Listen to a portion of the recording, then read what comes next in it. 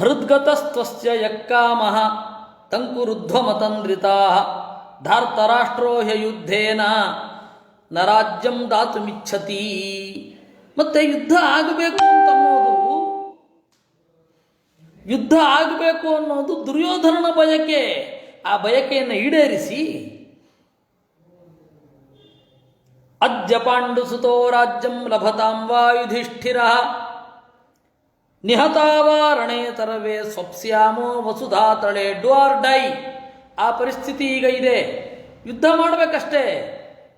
ಒಂದೋ ದುರ್ಯೋಧನ ರಾಜ್ಯವನ್ನು ಆಳಲಿ, ಒಂದೋ ಧರ್ಮರಾಜ ರಾಜ್ಯವನ್ನು ಆಳಲಿ. ಯಾಕೆ ಈ ಮೀನಮೇಷ? ಯಾಕೆ ಈ ತಡ? ಬೇಗ ನಾವು ಮುಂದುವರಿಬೇಕಷ್ಟೇ ಅಂತ ಸಾತ್ಯಕಿಯ ಮಾತುಗಳು ಅನ್ನುವ 3ನೆಯ ಅಧ್ಯಾಯ ಮುಗೀತು. ದೃಪದಃ ಏವಮೇತನ್ಮಹಾಬಾಹೋ ಭವಿಷ್ಯತಿ ನ ಸಂಶಯಃ ನ ಹಿ ದುರ್ಯೋಧನೋ ರಾಜ್ಯಮಯುದ್ಧೇನ ಪ್ರದಾಸ್ಯತಿ. ದೃಪದ ಹೇಳಿದ, ಸಾತ್ಯಕಿ ಬಹಳ ಮುಂದಾಗೋದನ್ನು ನೀನು ಈಗಲೇ ಹೇಳ್ತಾ ಇದ್ದೆ, ಆಗೋದು ಹಾಗೆ ಅಂತಂದ. ಇದಲ್ಲದೆ ಬೇರೆ ದಾರಿಯೇ ಇಲ್ಲ. ಆದರೆ ಅನುವತ್ಸ್ಯತಿ ತಂಚಾಪಿ ಧೃತರಾಷ್ಟ್ರ ಸುತಪ್ರಿಯ. ಧೃತರಾಷ್ಟ್ರ ಸುತಪ್ರಿಯ, ಮಗನನ್ನು ಉತ್ಕಟವಾಗಿ ಪ್ರೀತಿಸುವವ ಅವನು ಈ ಯುದ್ಧಕ್ಕೆ ತಯಾರಾಗಿಯೇ ಇರ್ತಾನೆ. ಅದರಲ್ಲಿ ಯಾವ ವಿವಾದವೇ ಇಲ್ಲ. ನಾವು ಲೋಕದ ದೃಷ್ಟಿಯಿಂದ ರಾಯಭಾರಿಗಳನ್ನು ಕಳುಹಿಸಿ ಬೇರೆ ದಾರಿಯೇ ಇಲ್ಲ ಅಂತ ಹೇಳಿ ಜನರಿಗೆ ಗೊತ್ತುಪಡಿಸಿ ಆಮೇಲೆ ಯುದ್ಧ ಮಾಡಬೇಕಿದೆ. ಇರಬಹುದು. ಈಗ ನ್ಯಾಯಾಲಯದ ಪ್ರಕಾರ ಕೆಲವೊಂದು ಸಂಗತಿಗಳನ್ನು, ಸಾಕ್ಷಿಗಳನ್ನು ಪ್ರೊಡ್ಯೂಸ್ ಮಾಡಿ ಅವನ್ನ ಕೊಲ್ಲಬೇಕಾಗತ್ತೆ. ಸುಮ್ಮನೆ ಅವನು ದಾಳಿ ಮಾಡ್ತಾ ಇದ್ದ ಅಂತ ಹೇಳಿ ಮಾಡಲಿಕ್ಕಾಗಲ್ಲ. ಅದು ದುರುಪಯೋಗ ಆಗಲಿಕ್ಕೆ ಶುರು ಆಗತ್ತೆ. ಕಸಬು ಅಷ್ಟು ಜನರನ್ನು ಕೊಂದ, ಎಲ್ಲರಿಗೂ ಗೊತ್ತಿದೆ, ಕೊಂದುಬಿಡಿ ಅಂದರೆ ಅಷ್ಟು ಸುಲಭ ಅಲ್ಲ. ಅದಕ್ಕೊಂದು ಮಾರ್ಗ ಇದ್ದೇ ಇದೆ. ಅದು ಮಾರ್ಗ ಅನುಸರಣೆ ಮಾಡಲೇಬೇಕಾಗತ್ತೆ. ಹಾಗೆ ಇದು ಕೂಡ. ತೀರ ಬಾಲಿಶರು ಹಾಗೆ ಯೋಚನೆ ಮಾಡೋದು. ಆದರೆ ಒಂದು ಹಂತಕ್ಕೆ ಹೋದ ಮೇಲೆ ಹಾಗೆಲ್ಲ ಮಾಡಲಿಕ್ಕೆ ಆಗುವಲ್ಲ. ಅದಕ್ಕೊಂದು ಕ್ರಮ ಇದೆ. ಆ ಕ್ರಮದಲ್ಲಿಯೇ ಹೋಗಬೇಕು, ಬೇರೆ ದಾರಿ ಇಲ್ಲ. ಅದರಿಂದ ಅನುವತ್ಸ್ಯತಿ ತಂಚಾಪಿ ಧೃತರಾಷ್ಟ್ರ ಸುತಪ್ರಿಯ. ಸುತಪ್ರಿಯ ಧೃತರಾಷ್ಟ್ರ ಅಂತ ಒಂದು ವಿಚಿತ್ರವಾದ ಪರಿಸ್ಥಿತಿಯನ್ನು ನಾವು ನೋಡಬೇಕು. ಕರ್ನಾಟಕದಲ್ಲಿ ಒಬ್ಬ ನೃಪತುಂಗ ಅಂತ ಒಬ್ಬ ರಾಜ ಆಗಿ ಹೋದ. ಆ ನೃಪತುಂಗ ರಾಜ, ಇಬ್ಬರು ರಾಜರು ಕರ್ನಾಟಕದವರೇ. ಒಬ್ಬ ನೃಪತುಂಗ, ಇನ್ನೊಬ್ಬ ಇಮ್ಮಡಿ ಪುಲಕೇಶಿ. ಆ ಪುಲಿಕೇಶಿಯ ಮಕ್ಕಳು ಕೂಡ ಅಡ್ಡದಾರಿ ಹಿಡಿದರು. ಅವರನ್ನು ನೋಡಲಾಗದೆ ನೊಂದು ಪ್ರಾಣ ಬಿಟ್ಟ ಪುಲಿಕೇಶಿ.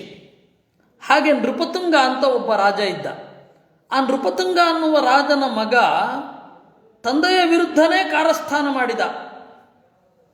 ತಂದೆಯ ವಿರುದ್ಧ ದಂಡೆತ್ತಿ ಬರಲಿಕ್ಕೆ ಪೂರ್ಣವಾಗಿ ರೆಡಿಯಾಗಿ ಬಿಟ್ಟಿದ್ದ.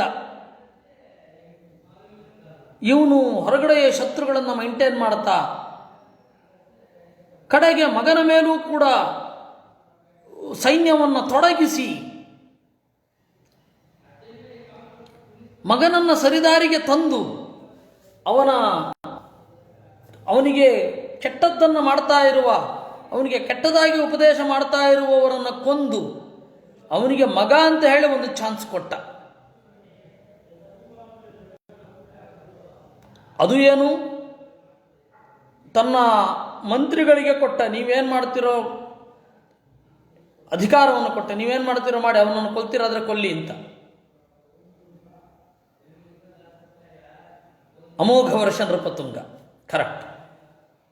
ಆ ನೃಪತುಂಗ ತನ್ನ ಮಗನನ್ನ ಪೂರ್ತಿಯಾಗಿ ಎದುರಿಸಿ ನಿಂತ. ಅವನಿಗೆ ಮಣಿಲೇ ಇಲ್ಲ. ಅದರಿಂದ ಲೋಕದಲ್ಲಿ ಬೇಕಾಷ್ಟು ಜನ ಆ ಥರದ ರಾಜರಾಗಿ ಹೋಗಿದ್ದಾರೆ. ಹಾಗೆ ನಾವು ಔರಂಗಜೇಬನ ಒಂದು ವಿಚಿತ್ರ ಪರಿಸ್ಥಿತಿಯನ್ನು ನಾವು ನೋಡಿದೆವು. ತಾಜ್ ಮಹಲ್ ಕಟ್ಟಿದವ ತಾಜ್ ಮಹಲ್ ಕಟ್ಟಿದವನ ಮಗ ಶಹಜಹಾನ್ ಮಗ ವಿಪರೀತವಾಗಿ ಉಲ್ಟಾ ಹೊಡೆದ. ವಿಪರೀತವಾಗಿ ಕೊಂದು ಬಿಡಬೇಕು ಅಂತನ್ನೋ ರೀತಿಯಲ್ಲಿ ಅಪ್ಪನನ್ನು ಕೊಂದು ಸೆರೆಮನೆಯಲ್ಲಿ ಇಟ್ಟ. ಕಡೆಯ ತನಕ ನರಳುವಂತೆ ಮಾಡಿ ಸಾಯಿಸಿದ. ಅಕ್ಕ ತಂಗಿಯರನ್ನು ಗೋಳ ಹೊಯ್ಕೊಂಡ. ತನ್ನ ಅಣ್ಣನನ್ನು ಕಾಲಿಗೆ ಕಟ್ಟಿಸಿ ದರ ದರ ದರ ಎಳಿಸಿದ ದಾರಾಶುಕೋಗೆ. ಉಳಿದ ಇಬ್ಬರನ್ನು ಕುಟಿಲತನದಿಂದ ಕೊಂದ. ಭ್ರಾತೃಘಾತಕ ಅಂತಲೇ ಅವನ ಹೆಸರಾಗಿ ಹೋಯಿತು. ಭ್ರಾತೃಘಾತಕ ಪಿತೃಘಾತಕ ಆಗಿ ಹೋದ. ಅದರಿಂದ ಎಲ್ಲವೂ ಇರುತ್ತೆ. ಎಲ್ಲ ಥರದ ರಾಜರು ಇದ್ದಾರೆ. ಧೃತರಾಷ್ಟ್ರ ಸುತಪ್ರಿಯ, ಮಗ ಅಂದರೆ ಬಹಳ ಪ್ರೀತಿ. ಆ ತರಹ ಆಯಿತು ಅವನಿಗೆ. ಬಲದೇವಸ್ಯ ವಾಕ್ಯಂತು ಮಮ ಜ್ಞಾನೇನ ಯುಜ್ಯತೆ ಏತದ್ದಿ ಪುರುಷೇಣಾಗ್ರೇ ಕಾರ್ಯಂ ಸುನಯಮಿಚ್ಛತ. ವಸ್ತುತಃ ಬಲರಾಮನ ಬಗ್ಗೆ ತೀವ್ರವಾದ ಭಿನ್ನಾಭಿಪ್ರಾಯ ನನಗಿದೆ ಅಂತ ಹೇಳ್ತಾನೆ. ಮಮ